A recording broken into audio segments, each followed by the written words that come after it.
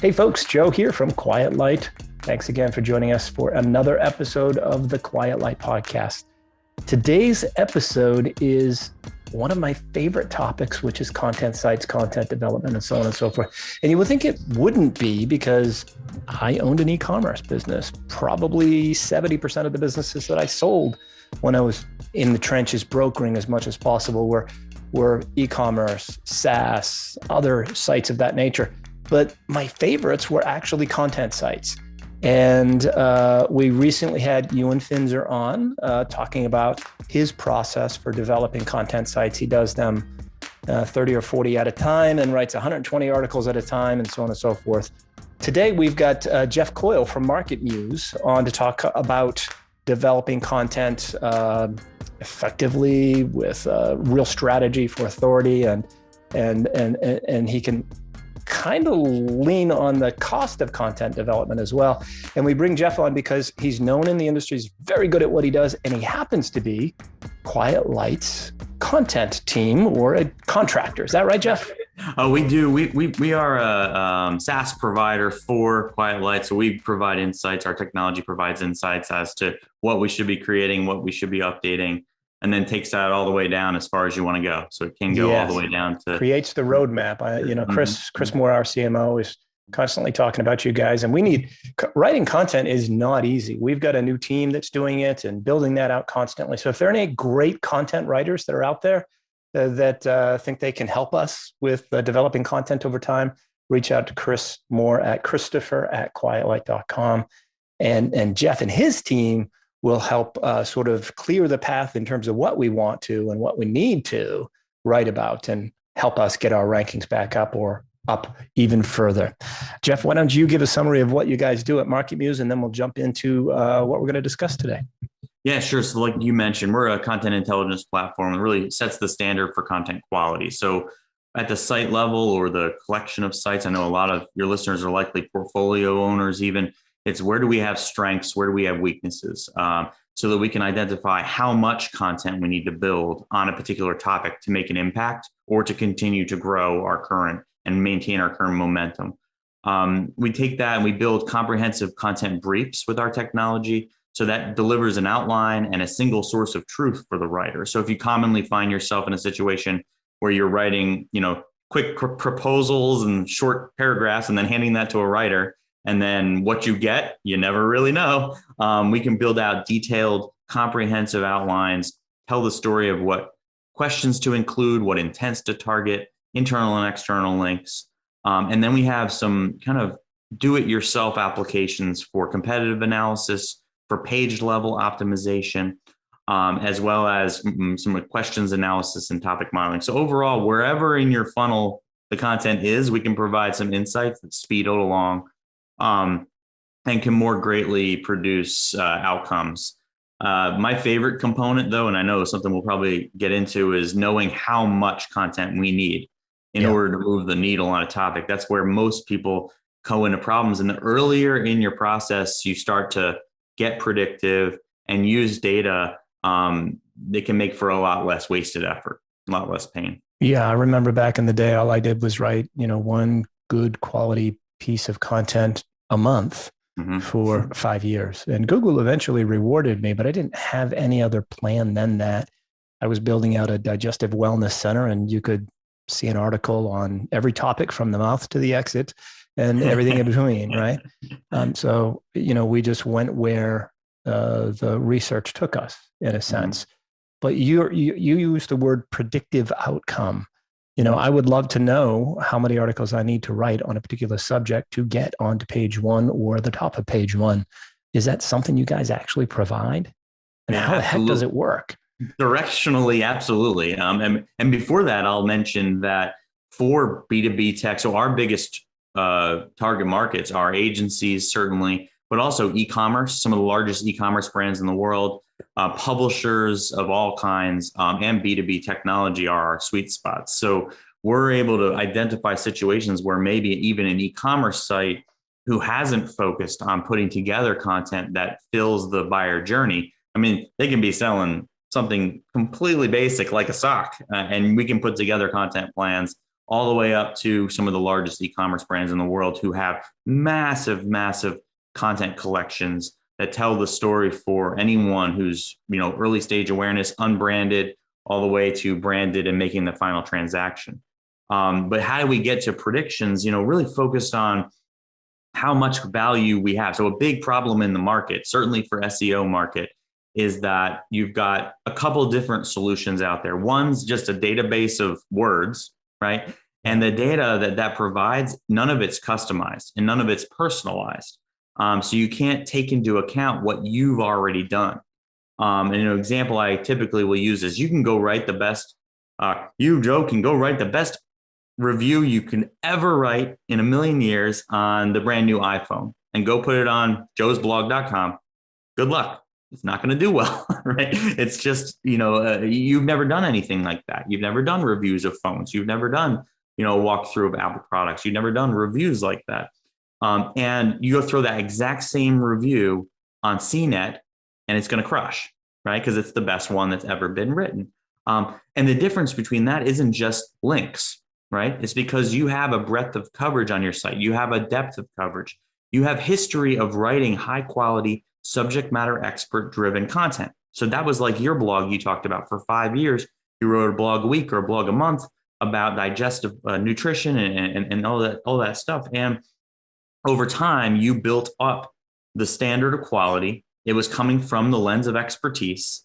And so what MarketMuse is aiming to do is read your content your existing content that you have, and understand how to personalize recommendations that give us a better predictive metric for understanding our current authority as well as the competitive landscape. So if I can tell you, here's how hard it would be for anyone to perform, and I'm looking at their content, how much they have, how in-depth it is, and then I can tell you your competitive advantage. So here's what you've done. Here's your existing momentum. You've done well on these adjacent topics. And then I can offset the difficulty by that competitive advantage and give a really, really predictive metric for how much is needed. And this can be anywhere from just update a page and I'm extremely predictive on this, like I'm very confident, or you haven't done anything here, you have no advantage, or you've done stuff on things that might give you a disadvantage. And it can diagnose all of those situations. And it's very instructive. I was just speaking with Paul Reitzer from the Marketing Artificial Intelligence Institute's site today. And I was explaining to him that he wrote an amazing piece on artificial intelligence and sales, right? And it opened up his ability to own content about different roles on a sales team for AI. It opened up conversational intelligence. It opened up using AI for predictive analytics. Like, it opened up the lane, or gave him almost an invite to the party for so many of these other concepts. So a lot of times we'll write an article, it has a direct impact, but it also has the impact of allowing us to, even show up at the party for some of these other concepts. So we like to provide all those different insights to get to it's something that seems simple. Yep, go write three articles about it and make sure they're really good. Go. Right. And that can make a big, big difference versus just hitting and hoping, And is the including keywords and keyword phrases that you recommend as well? Yeah, absolutely. So comprehensively, the brief that we will generate, or the recommendations, will be certainly the main topic, but also what are the related concepts that an expert would include if they were covering this topic comprehensively.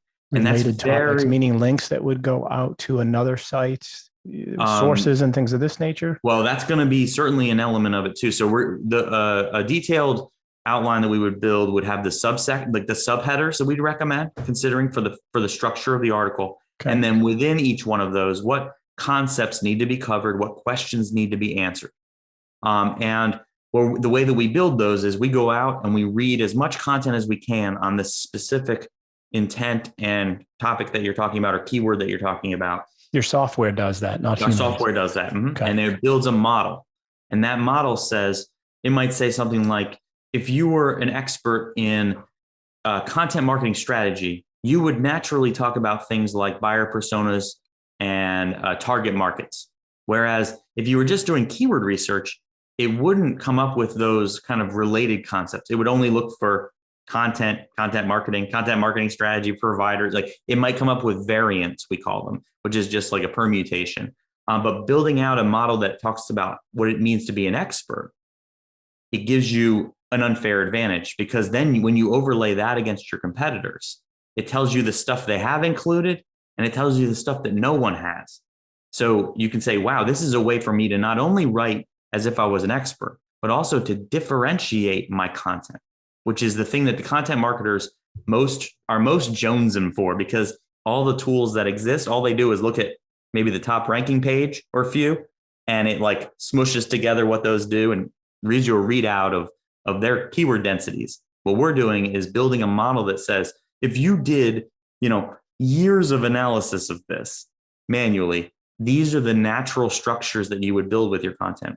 Now look at that against the competitor. And it might tell you, well, yeah, everyone that wrote about this forgot this. MarketMuse will say, make sure you include it, and that's going to make you stand out and have more success in organic search. So you can have the impact of always building stuff that is the table stakes is covered, as well as stuff that's really, really unique for you. And when you do that, magical stuff happens, because you're writing as if you had done the work, right? And then if you put that type of information in the hands of someone who really knows their stuff, like a real expert or a beautiful writer, they can craft narratives that are engaging, or that already have that lens of expertise on top. It enables a subject matter expert to never have a blind spot. And that's a really beautiful thing.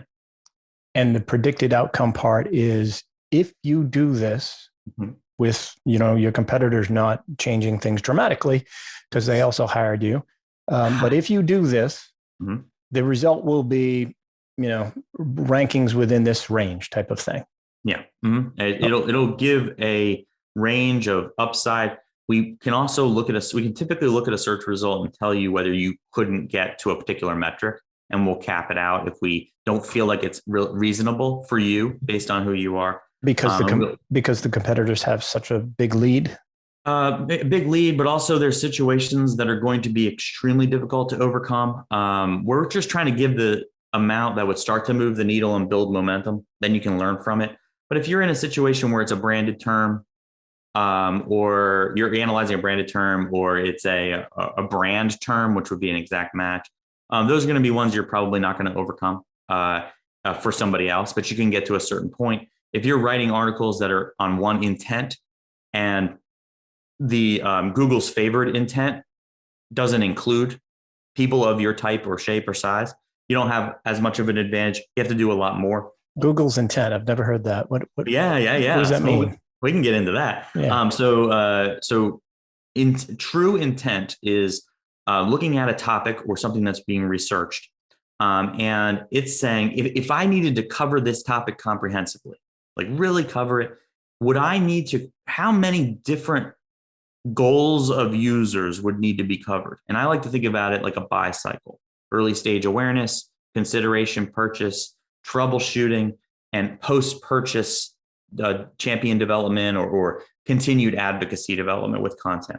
So if I ask a specific question, really explicit intent, how do I get bees out of my garage, right? That's super specific. There's not much ambiguity about what I'm looking for, the type of query it is, or the type of answer that I want. But if I'm looking at something like, let's say I type in CRM, right? Whoa, very ambiguous meaning, but also fractured intent. So I could be looking for what is CRM. I could be looking for CRM software types. I could be looking for a guide, comparison. I could be looking to just, buy something cheap. I could be looking for a problem with my CRM system. Who knows? So those two problems are very difficult for Google to solve. The first one I'll mention has nothing to do with intent. It's meaning disambiguation. So you could have meant, some other acronym for CRM, right? Could it be a club for remote mothers, right? Who knows whether that would, but the popular meanings or the favored meanings are X, Y, and Z. So Google has to first decide what's the most popular prevailing meaning. They have to do the same thing with intents.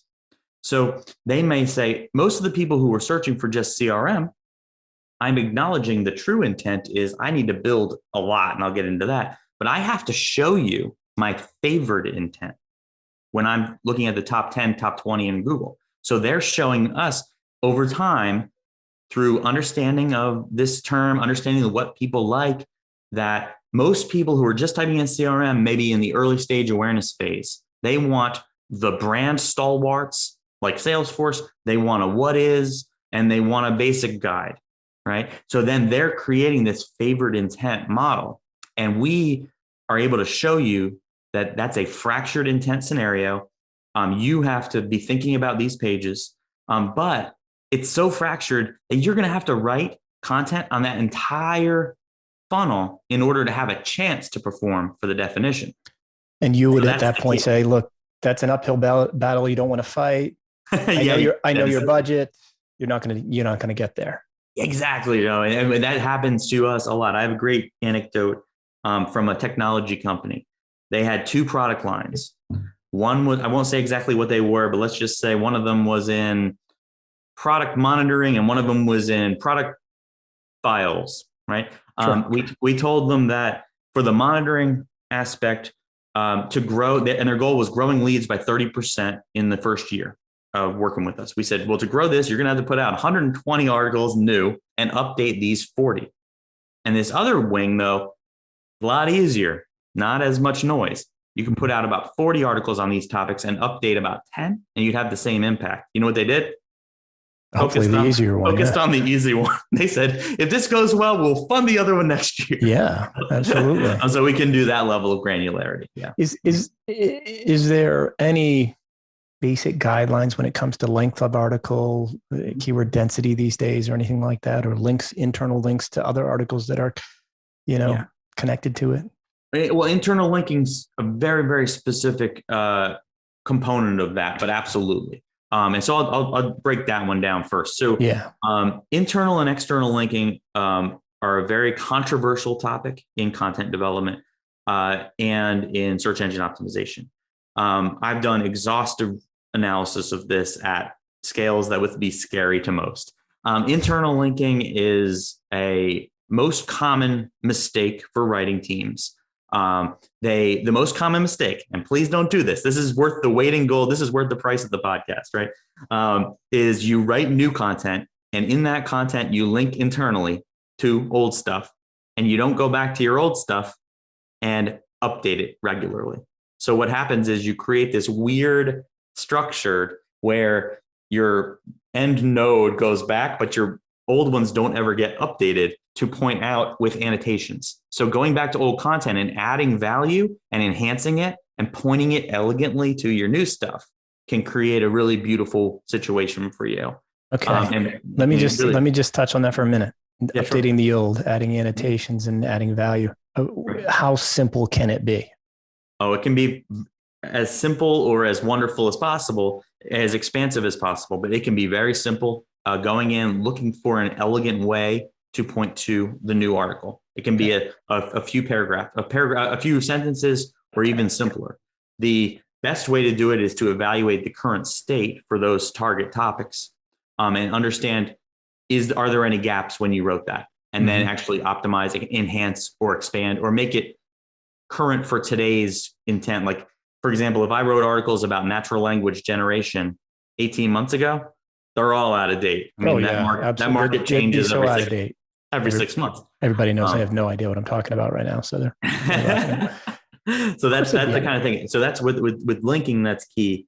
But also for the other side of the question, which got into the details on, you said density. We're not thinking about things in form of target density, but we are looking at. Hold on just a sec. So I just want to say, in terms of linking to an older article, update that article by having it more relevant to today and what's happening today versus 6 or 18 months ago. Right. But then also update it so that it links to the new article as well.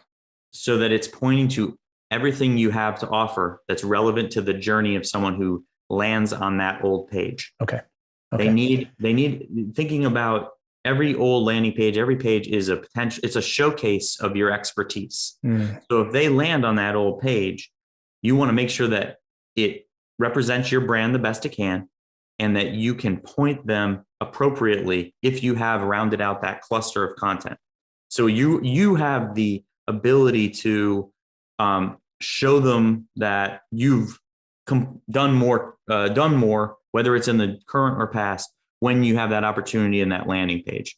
That page was your landing page. So thinking about every page as if it's a landing page is one way to get yourself in that frame, that frame set. Okay. All right. Continue with what you were just talking about. Sure. But on external links, this is where there's even more controversy here on external links. My rule of thumb is make sure that you have external references where they're appropriate. Try not to link to content that is explicitly competitive with yours. Yeah. And you'd think that would be obvious. Yeah, well, it's the world of search. A lot of times people will try to come up with things that they think are going to work, right? Or they're tricking or gaming a system. So they'll link to articles that are from powerful sites or on similar topics, which it's very counterintuitive and counterproductive. Linking to great references or great sources on like adjacent things that you're not going to cover is natural for a journalist to do. So you want to exhibit those natural signals. You want to, like, if you're talking about sales enablement, but you're not a site that covers, a particular industry, maybe the automotive industry, right? But you make a reference to how sales enablement is done in the automotive industry. You might want to point to somebody who can provide a great resource for selling in the automotive industry, right? It's not competitive with you. And it's a natural thing for a journalist to do. And what we find a lot of times with SEOs who don't quite understand externals, they'll be writing an article about what is CRM and they'll link to Wikipedia as CRM. You're like, no, that's what you're trying to do. Right. You're trying to become the expert, not give it back to Wikipedia. Okay. That makes total sense. It happens all the time. Yeah. And then on the content side, density is not a target. For what you're looking to do is understand what it means to be an expert. What questions need to be naturally answered? What concepts need to be covered for you to exhibit expertise? It is valuable, though, to understand what that natural distribution would be so that you have guardrails. The two guardrails that I would set for myself is over-optimization on a particular word or keyword can always be a big problem, but also maybe a related topic that's not direct. Maybe you've really gotten into that. What that can do is it can make your article about something else. It's just, this is so common sense when you hear it, but let's say you were writing an article about artificial intelligence in sales, and you covered the topic of conversational intelligence, like you wrote it 50 times. Well, that article is actually more about conversational AI than it is about generally AI in sales. Mm-hmm. So by getting some points of reference of what natural usage would be, it can coach you to not make errors. But crafting an article that hits a particular set of distributions without any consideration for whether it reads well, it has high quality narrative, the outcome will not be what you expect it to be. And I've seen it happen so many times, painful, where people just try to pepper in words. They don't care about the quality. It's the old joke, the SEO walks in the bar, pub, drinking club. It's like a bunch of relevant things all in commas. Mm-hmm. I've seen people try to cheat the system. You may get a small bump early and then you'll just crash. It's why all those term frequency density solutions don't work over time. Yeah. Good to know. It just, common sense seems to not prevail in a lot of SEO advice, which is fascinating. Well, let's jump to the cost of such mm-hmm. things, right? So Ewan has one approach which I was fascinated with, and it works very well for him. I've always thought, good quality content over time, and you'll be rewarded if you become the expert on that subject. The problem is that it takes a lot of time. And Ewan seems to have a system for, shortening that time. But it takes money and expertise and writers and all of these things. Right. When you've got someone that's, selling grilling aprons, on their own website and on Amazon, for instance, and they want to become, better, at the organic side that will eventually send, traffic maybe to their Amazon store. I know this is so hard. People are wondering how much this costs. How long does it take? They want to know the answers to that, to be honest with you, Jeff. And I know your answer is probably going to be, well, it depends, but let's just jump into cost associated with this type of thing, whether that's cost of time, cost of lost sales, or cost of actually doing more content development. No, I mean, that's a great question. And it's also replacement cost for other possible campaigns. Because a lot of times, your shortest path to seeing if your business works, your e-commerce site is going to do well, is to find partner channels or buy traffic, right? And just to get that immediate gratification. Yeah.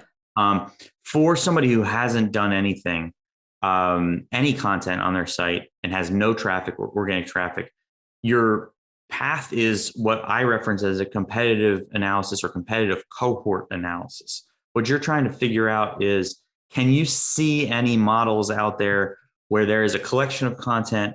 How fast was it created? What was that trajectory? Are there any things that you can do to understand what was covered so that you can set expectations for yourself? Hey, these 5 other apron sellers, here's the angles they took, here's the amount of content they created, and here's where each of them is. If you do a basic analysis like that, just high level, or hire somebody to do that analysis, they can give you a sense of. Well, that's what your software does, right? Let's be clear about it. MarketMuse does that. Yeah. We have ways for you to inject competitive analyses and understand how that, and then apply it to your site for sure. Okay. You can also layer on that as if you want a specific data set, right? You can bring your own words. Hey, I want to own these topics, bring them in. But really the how much then needs to be created is going to be dependent on the competitive cohort, and how much existing authority you have. If you had an existing site, and you had some power, the brand had power, but you just never got into this content thing, that's okay. It might give you a faster time to ramp. If it's a brand new domain, those timeframes are predictable with some error. But you can get a sense, hey, if you go invest in this much content, it's going to yield this much time, but you got to give yourself 5-6 months in that time frame. Start buying, start doing some other CRO stuff, start doing some automation, CRO, conversion rate optimization. But the cost of content gets into all of the tools that you're using, all the solutions that you're using, but it also is the writing resources and the research resources, making sure you have documented all your time. But the biggest thing is everybody always has their preconceived notion for how much content costs. And so you'll say, how much does content cost? I don't know, $300, $500 a page. And then you'll ask them, well, what's your expectation for that page to perform? And they have no answer. The average efficiency, or for content efficiency, is about 10%, which blows people's hairs back most of the time. What does that mean? What does that mean? You write 10 articles, one of them performs well. Okay. Right? That's about the industry average. And so when I say, what does performs mean? Well, it does what you thought it was going to do. Maybe you thought it was going to generate traffic, recurring traffic. Maybe you thought it was going to be highly converting or otherwise, but just did it do what it was supposed to do? So imagine what that means to the real cost or effective cost of content. 10x is it, right? So if you can swing 40% or 50%, like double your batting efficiency, triple it, you start to change the possible outcomes. And that's where, so from 10 to 20 or 10 to 30%, picking out what to build and having reasonable expectations. That's the step that really changes teams. It makes them, more confident, makes their hit rate dramatic. So that's, you had mentioned Ewan, and, just point out, Ewan, very happy long-term customer of mine. And great guy, all around great guy. One of my favorite people in the whole wide world. Yeah. My son's middle name is Ewan, but spelled differently. But it is he gave me some ammo. One of my two sons for that one. But yeah, his techniques really hone in on picking the right niches and understanding the competitive dynamics right there, and then building something that's a repeatable model. If you're in a situation where you're representing a brand, however, you don't get to pick it, right? And maybe at that point, but you do get to analyze many different models that may not have, like, you may not desire to even stamp them out 100 times, but you can look and see maybe you've got a site who you'd be competing with who stopped writing. That's great. Those are the easiest to analyze. I call them zombies. So those are zombie sites. They just run on their own. Those are beautiful, easy ones to put references against. Maybe you've got ones where they've changed writers and they're only writing about cookies, and they used to write about arts and crafts too. Right? So you got to learn from those dynamics about what you can build and what you can't. But the proof is in the situation where, just as long as you promise to only write stuff that's equal to or better than all your competitors every time, right? Using the technology that's available, you have the best possible chance of beating your predictions. So if you go write crap sometimes and you write good stuff sometimes, the predictions can't do anything. You got to take some variables off the table. Okay. And what's possible now is to take the variables of don't put bad content out there to offset the good. And if you see competitors putting out bad content or putting out low quality at scale, they might think they're at scale. You can set your watch to their degradation. And that's a wonderful thing. And you can just plug along, do the right thing, and scale that as you're able to fund it.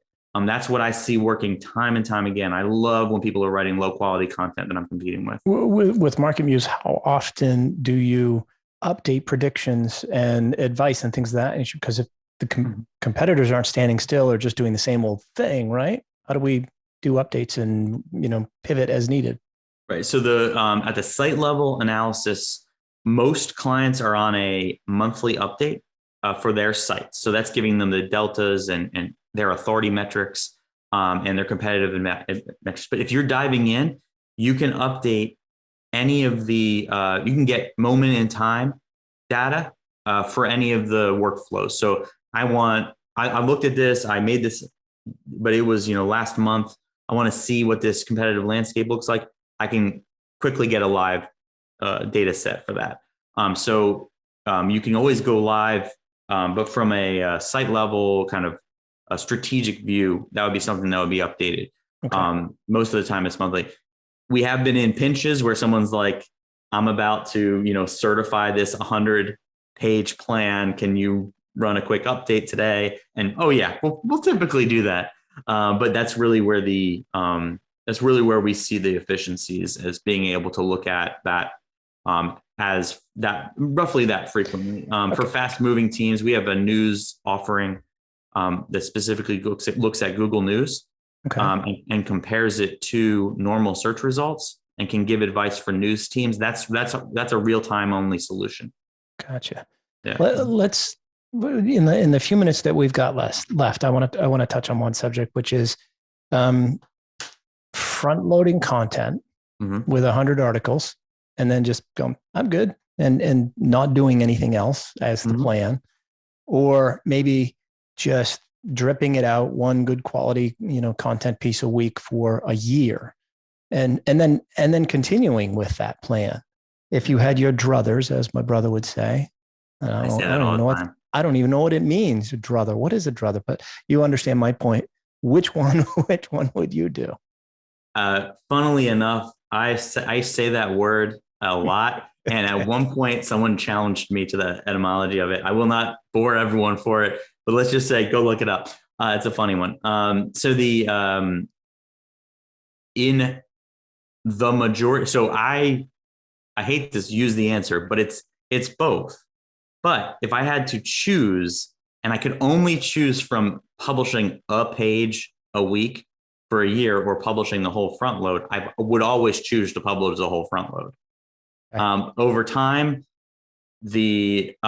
all the error is out of that. So if you're doing something that has to be a repeatable investment model of sorts, or has to have you have to do it and stop, that's going to be a better situation, because it's a concept called, oh my gosh, it's a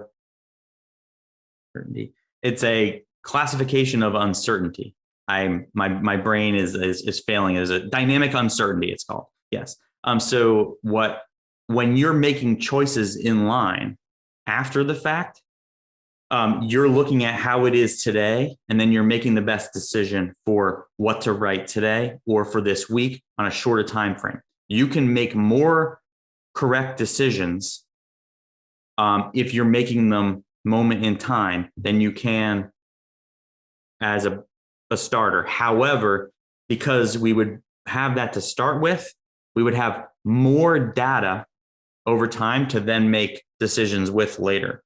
And I hope that wasn't too esoteric. It wasn't. I get it. I want to publish it. Yeah. Mm-hmm. I've said 100 articles, but just for clarification purposes, that's just a number. It could be 10, it could be 200 that are required. Is that correct? Yeah. If in this situation, it can be any number. What you'd have is a situation where you want to be putting out the best user experience. You want to be following up on intent mismatches, where the problem with launching a whole site and then leaving it be is your site is creating intent mismatches. It's creating a situation where you generate traffic for a word and the page doesn't follow through, because you can't predict all of those. So I need to be able to go back in, update that page, and create new ones based on live data to be able to do my best job. If you just publish 100 and then leave it, well, what happens if your page starts performing well for a term that the page doesn't deliver on? People land on it and they're like, this isn't what I thought I was going to get. Mm-hmm. If I'm not allowed to change that situation, I'm not providing the best solution for users, and my rankings are going to degrade over time. And so I have to have the ability to adjust on the fly, to create, and also to look and see how I've done, and do I need to adjust based on other uncertainty. And so that's where there's a flaw if you're not continuously updating or creating. Mm-hmm. So in an ideal world, we'll launch them all at once, but continue to update those articles based upon what's happening, and then maybe produce new articles on a regular basis based upon new needs and changes in dynamics. Absolutely, the best possible scenario, and also push situations. There's some weird stuff that can happen in content sites. You can have a page that one day performs well it's so powerful, it performs well for things that aren't on the nose for intent. Mm-hmm. But then your whole site maybe degrades for one reason or another, something out of your control or whatever. Well, now those pages don't perform except for the things that they are right on the nose for. So you have to be able to pivot and go create content that answers those users' questions perfectly. That comes up a lot. So if anyone that's bought or sold the site can watch this happen, if they go in time, like their historical rankings, pages go up and down. If you can go to that page and say, yeah, well, this wasn't the best page for that query anyway, you've felt what I'm talking about. Yeah. And that's really the type of thing that planning can bring, is the revelations that I know when I publish a site like that, I know I'm not covering everything. There's a lot more. I should be able to at least plan on what things might happen so that I can, move to A, move to B. And then the outcome is that your hit rates will be much higher. And that's really the best case. And then when you're looking at historical sites, or you're looking at sites to buy,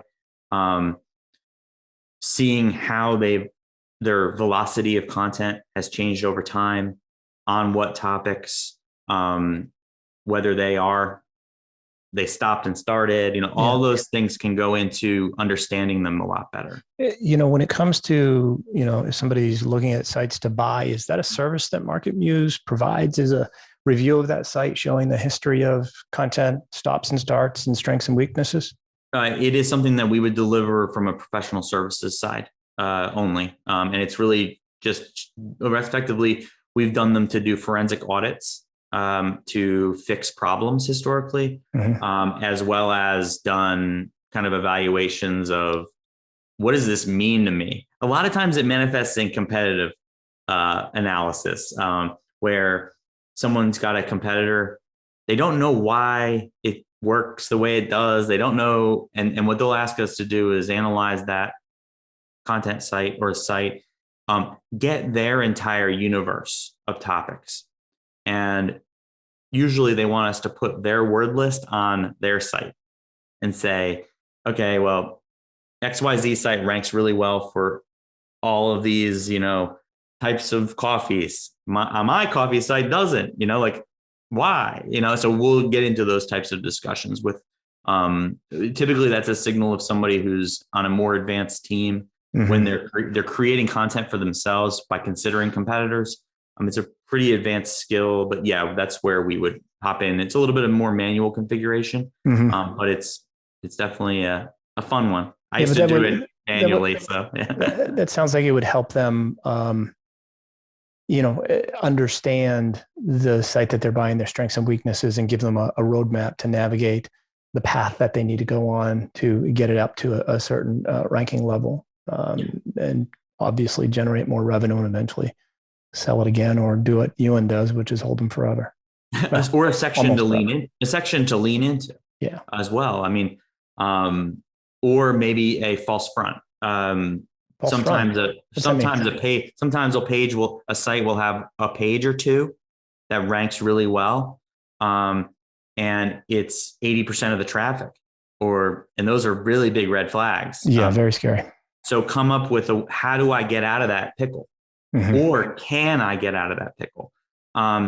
Because you can have an infrastructure of 100 pages, let's just say, and they all do pretty well. And you got this one huge one out in left field that can be an okay situation. It's scary, but it shouldn't be, untenable, right? But you could have a situation where 95% of the traffic, I'll give you a real example, language management content site, 95% of the traffic went to one page that talked about expletives in other languages. Okay. How do you get yourself out of that pickle, right? Yeah. And so it's off topic. It's fringe. It's odd. It's not their typical alignment. How do you get out of that jam? You have high performers that are in really high flux areas.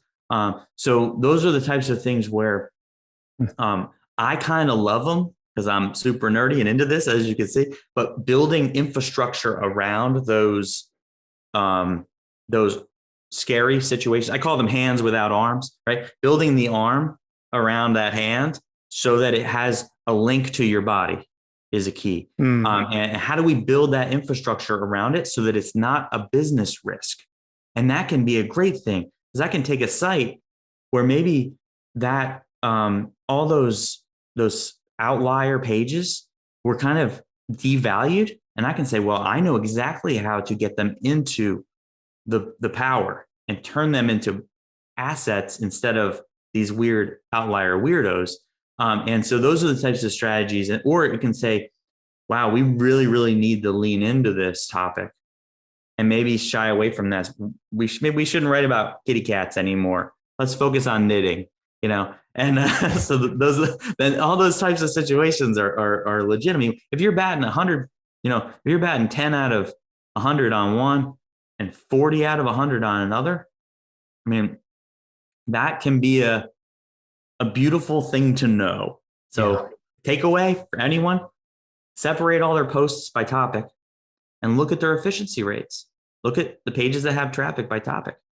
Even just something that basic can get you started and going, whoa, when I write about, Linux, I crush it. When I write about Windows, it stinks. And then we can figure out why. That's not even easy to do, right? I mean, is that a human labor project, or is that a software project? Well, in our case, it's software, but I'm saying even if you don't have software, it's worth it to do it manually. I mean, in many cases, it can be but yeah, I mean, we do it automatically, but you can do it manually and like pick a list of them depending on the amount of pages you have. But yeah, I would recommend if you don't want to do the manual labor. I know what yet. I'm not a super detailed guy. That's my wife's area. I'm more of let's get to the finish line as quickly as possible. So I'd have to do it automatically, as you just said. Me too. Versus the other way. I could never do it. I could never go back to paste and powders again, as they say. No, it never happened. This has been great. You know, as you've been talking about this, I've just thought of all the conversations that I know we've had at Quiet Light, and Chris has talked about you, Mark's talked about you, but I've never, fully understood what MuseMinded does. It's been very helpful. And I think back to my own content development days. I think back to, as I've talked about this on the site, let's see if you know the answer to this. Are you ready? Pop quiz. I bought a content site on March 1st, 2012, and I had like 42 amazing days with it. And then something happened. It was an update. What happened? Oh gosh, it's almost a decade ago. It was either Penguin or Panda. Penguin it was. Yeah, that Absolutely. Was Panda was 2011 February, the original, the secondary rollout. So this was Penguin. Penguin the 2.0. So you got slammerooed for a link. Oh, man, a link waiting penalty. I got crushed. I sold a great content site. It was an e-commerce business, but it was really built on content on the backs of it. Mm-hmm. And then I bought a piece of crap that was generating lots of cash flow and had like 6 pages on the first page of Google, all with very, very bad link building practices. So I thought I knew everything because I'd had a great content / e-commerce business. Easy. I got crushed 42 days and I lost about $280,000 within the first 12 months. So bad investment. Those are tough. Where were you back then? You weren't there. You're here today. So folks that are buying businesses, check out MuseMinded if you've got one. And you want to take your content and your rankings to the next level, reach out to Jeff. Jeff, how do folks connect with you? Yeah, anywhere. MarketMuse, MarketMuse. We have a free offering, as well as an offering that is low priced. If you want the more strategic side, reach out to me, jeff@marketmuse.com. Also, Twitter, Jeffrey_Coyle. I'm typically talking about really weird SEO stuff, content stuff, maybe a little beer floats in there every once in a while. But yeah, I answer everything. We also have a Slack community called the Content Strategy Collective. Has 1,500 of the world's leading SEO and content strategists. If you'd like an invite for that, just shoot me a DM on Twitter and I will send it to you. Thank you so much, Joe. It's been a pleasure. I know that, all these stories, every one of these sites has one to many stories, and I love to hear them. So if you want to share details with me about your site, why you bought it, when you bought it, what do you think you should do? I love that stuff. So shoot it my way. I appreciate it. Excellent. I highly recommend folks do that. Reach out to Jeff in any of those places that he just said to reach out to. And that Slack community sounds great. Thanks for your time, Jeff. I appreciate it. Thanks, Joe.